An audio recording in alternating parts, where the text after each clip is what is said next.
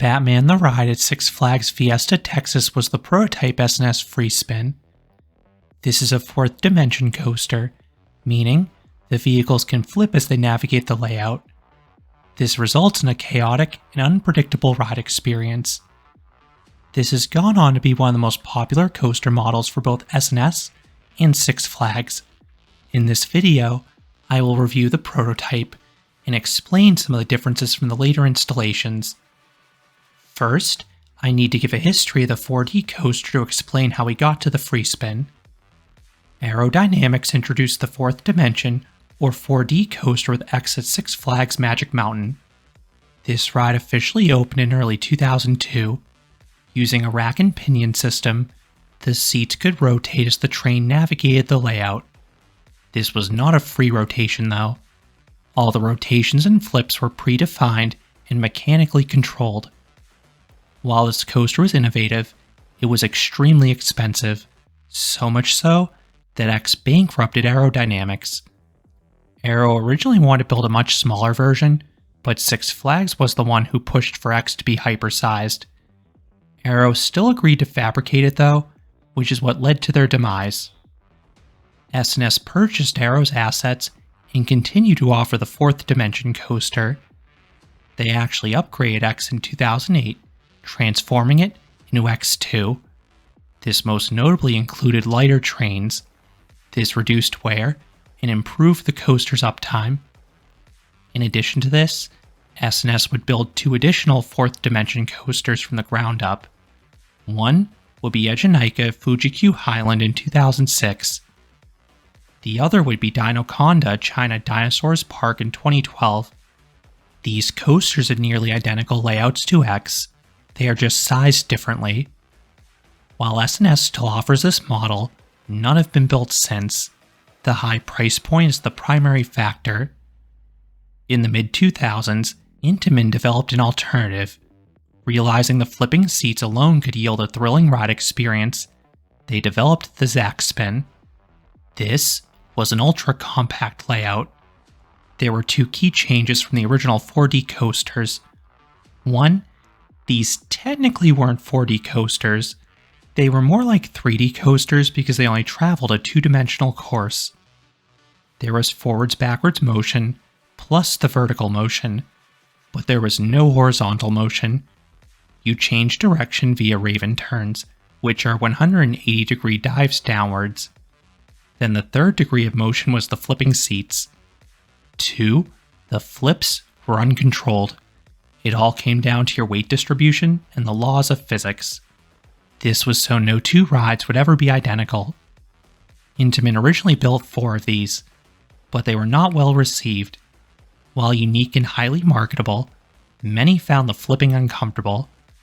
The center of rotation was the center of the train, not around the riders themselves, which caused the flips to feel more forceful and subsequently violent.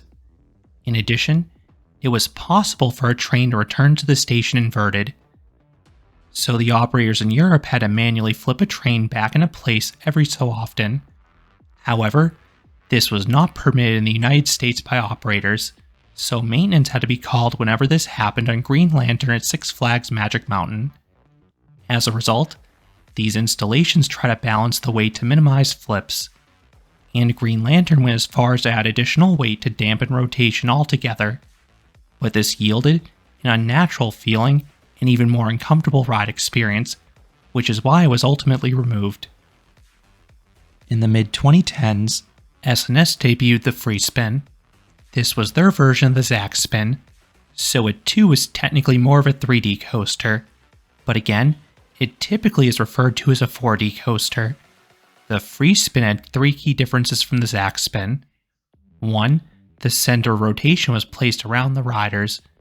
This made the flips much more natural and comfortable. Interestingly, Intamin has unveiled a new generation ZAC-Spin that now places the axis of rotation around riders as well. 2. The Free Spin was set up such that vehicles would not return to the station inverted. 3. Magnets were added along the course to aid gravity and induce some additional flips. This yielded an even crazier ride. The first installation went to Six Flags Fiesta, Texas in 2015. This would be the subject of this video, Batman the Ride. Six Flags typically reserve this name for the inverted coasters, but Fiesta oddly named their Batman clone Goliath, despite it not being one of the park's taller coasters. This freed up Batman for the new free spin. The ride was placed in the plot of land formerly home to the Motorama Turnpike.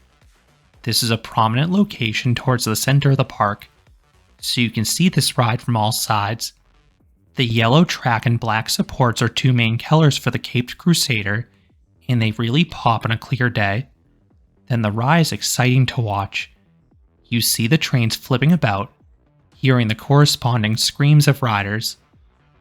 The entrance is placed in the Rockville section of the park. This is a 50s themed town, so a Batman themed coaster at first glance is a bit of an odd fit. But the park smartly themed the entrance to a movie theater. If you know the comic book lore, you know this is where Batman's parents were murdered, so it was a clever way to tie the comics to Rockville. The queue starts with a brief indoor bit designed to feel a bit like the Batcave. You have the Batsuit and some high-tech gadgets. You then head outdoors. You pass a Batmobile and some lockers. The latter are not mandatory. You can leave all your belongings at the ride platform when you board. The queue is a long straight shot running alongside the coaster. This offers some nice views, but this part has very little shade. The end has some covered switchbacks at least, but you don't want to get stuck in that uncovered bit on a hot summer day. For many years, this coaster had a modest wait. It typically would hover around the 15 to 20 minute mark most days. However, expect to wait double that now. There recently was a major change to the loading procedure that significantly hurt the throughput. Originally, the ride would load 2 trains at once. They would then be dispatched in tandem. But the manufacturer implemented a change in recent years that only one vehicle can be loaded at once. This essentially is half the capacity for many free spins. The time it takes for the employees to check a second train is minimal compared to the time it takes for guests to load and unload. This is particularly significant because the trains are super short. Each seats a max of 8 riders. There are 2 cars per train. Each car holds 2 guests on each side of the track. With the old programming, this ride would typically run 4 trains at once. In my recent visit, only 2 trains were in use. Any more would have almost guaranteed stacking, so this was a sensible decision. If you want to avoid a lengthy wait, my recommendation is to hit this ride during the first or last hour of the day. Alternatively, this coaster is included in the park's paid Flash Pass Skip the Line system. You merge when you're assigned a side. It typically is a 10 to 15 minute wait from this point. I don't have a preference which side I'm assigned, nor do I care which seat I'm in. Unlike some wing coasters where the edge seats are bouncier, all seats are equally as smooth on this coaster.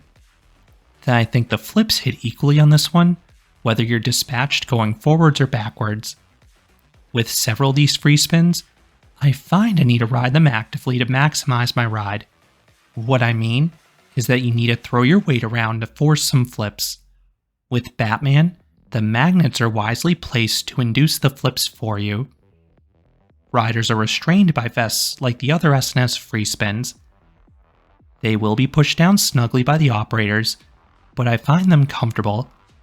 They properly hold you in place despite the ride's chaotic nature without causing any pain.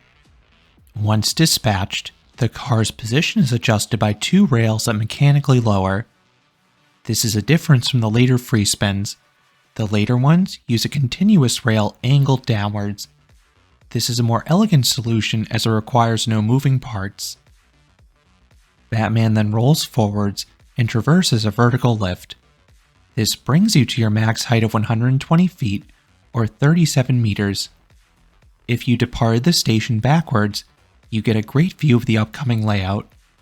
If you departed forwards, you get an unobstructed view of the nearby rides. Then all sides offer some cool views of the surrounding quarry wall. I find some of the free spins tend to be more predictable. I roughly know where my vehicle will flip each ride. That is not quite the case with Batman. It feels more random on Batman. I think those magnets play a huge role in that. They are placed differently than the others in the Six Flags chain. The one flip that's consistent is the one in the first drop. You get a wild and rapid flip. When paired with a steep, albeit short drop, it sets the tone for what's to come. This is followed by back-to-back bunny hills. Sometimes I get another full flip here. Other times, I stall upside down for a bit. Both are enjoyable for me, especially since the high elevation continues the nice views from the lift. Then comes the first Raven turn. This is a super disorienting maneuver if you're inverted for it. I think it hits hardest if you stall here. It is trippy being held upside down while experiencing a dive loop. It completely throws off your equilibrium. The next sequence is usually a brief lull. You have 2 quick bunny hills. Typically, my car stays upright here, but this only lasts a few seconds. At the end of this part is another Raven turn, but not before passing through some more magnets. These often force a flip. It feels like an aerial somersault, and you have good speed here because this technically is the ride's largest drop at roughly 5 stories in size, as you dip right down above the station. You then rise upwards, getting an exaggerated rock along the way. Then you hit the brakes and have a Raven turn back down to ground level. You then pause on the brake run. There, 2 rails once again mechanically lower. This locks your vehicle's rotation and aligns it with the rails back to the load platform. This again is different from the newer ones that again use a continuous angled rail. You then continue to the load platform and disembark, ending the 1,019 foot or 311 meter long experience. In terms of smoothness, this coaster is glass smooth. This is never an issue with the free spins. That's not too surprising because RMC fabricates the track. The only thing some people do not like is the abruptness of the flips, but they are fluid. In terms of pacing, the coaster is chaotic. You are always on the edge of your seat, guessing whether a flip will occur, and you have a fair chance to get one during most parts of the ride, except for those bunny hills in the middle. The biggest con with this coaster, in my opinion, is its extremely short length. Drop to brakes, this coaster takes roughly 22 seconds. That is it. Now I get why this coaster is short. A longer experience could make it too nauseating for people, but I personally would welcome some more action. So what would I rate Batman the Ride? I would give the original free spin a 7 out of 10. This is a good ride, and definitely one of the better free spins. I like how you can still experience the flips in full, even if you ride passively. Then you consistently get a handful of flips, and they seem more random ride to ride. My biggest con is the short duration, but I enjoy what this coaster does. I get why Six Flags adds so many of these. They are highly marketable and offer radically different experiences than their other coasters. I know these aren't everyone's cup of tea, but I like the chaos. Those are my thoughts on Batman the Ride at Six Flags Fiesta, Texas, as well as a history of the free spin. What are your thoughts on this coaster? Do you enjoy it? Let me know down in the comments. If you enjoyed this review, I would appreciate it if you gave this video a like, and you consider subscribing because there will be a lot more roller coaster and amusement park videos here at Canopy Coaster. Thanks for watching.